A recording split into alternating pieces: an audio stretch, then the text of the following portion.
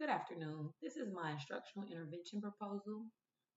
It started off with a data collection with assessment results. We took the underlying characteristic checklist. In the areas of challenges, we found emotional regulation, anxiety during unexpected change, resistance to change, and transitioning, and also self regulation. The data produced patterns of anxiety, frequency of behaviors that was related to change, and areas of need and strengths. The checklist will be reviewed weekly to monitor changes in emotional regulation and flexibility and independence. When it came to the zipper worksheet, data produced was connected connections between triggers and behavior responses, supports at each level, identification of communication, social and sensory influencing behaviors.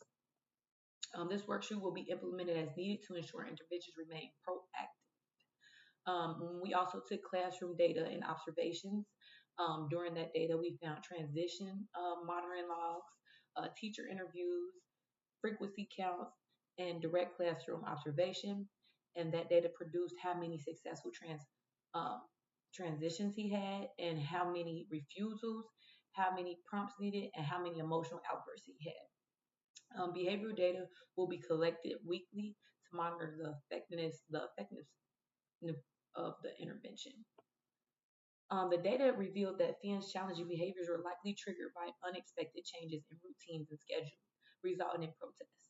The data showed that these behaviors were related to limited flexibility and anxiety. The target behaviors were verbal protests, not participating, dependence on prompting, and support during changes. The replacement behaviors are a visual schedule that will be checked independently using self advocacy skills such as communication and asking for help or questions about changes and transitions to new activities with little to no help. These replacement behaviors are effective because they address the underlying needs with predictability while promoting independence.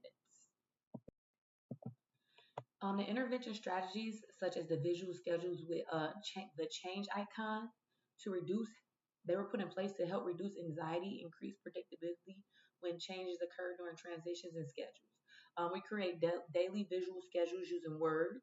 He's a very good reader, so we didn't really need pictures. We reviewed a daily schedule at the start of each day. We introduced a change icon card where the schedule could be changed or it could be different. Also provided a warning when possible.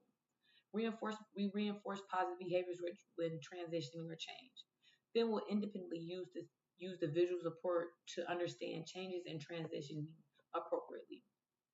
And when it comes to the next one, we use social stories.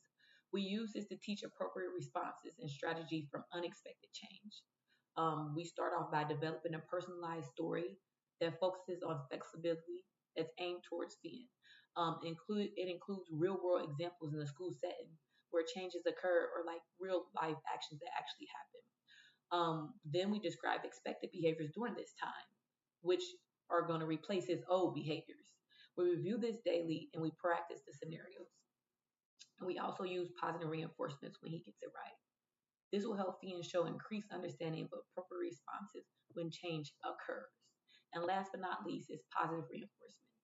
Increasing motivation for flexible behaviors and successful transitions. First, we identify preferred reinforcements. He loves Cheez Its and he loves little gummy bears. Then we establish clear expectations. This is what we expect you to do. And then once he does that, we provide an immediate reinforcer. Something like a piece of candy can be gone immediately. So after he eats it, we're on to the next one. We track his progress and then we increase expectations as skills improve. This will help Finn demonstrate greater independence and reduce unwanted behavior and increase flexibility. Possible obstacles that could be in the way is unexpected schedule changes.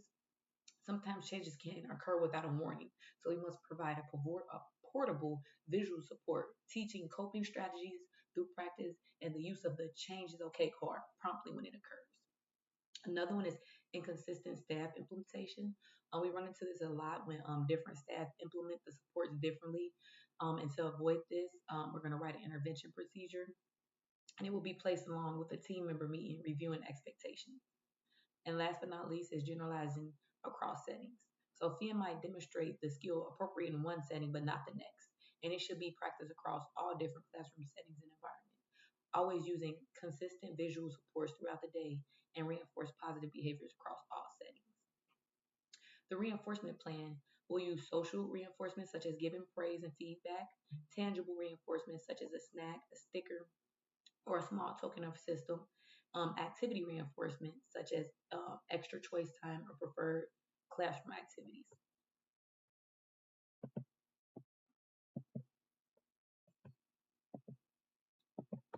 Progress monitoring will be a daily transition log, frequency counts, the number of prompts required, successful transition counts, and observation notes. Daily data collection, weekly reviews, and monthly team meetings and monthly reassessment using the underlying characteristic checklist and the Zerker framework. Progress will be demonstrated by fewer verbal protests and reduced anxiety during schedule changes. Increase independent and fewer prompts needed during transition. If there is no progress, the team will revise the support and instructional methods to do better to meet Finn's needs. Thank you.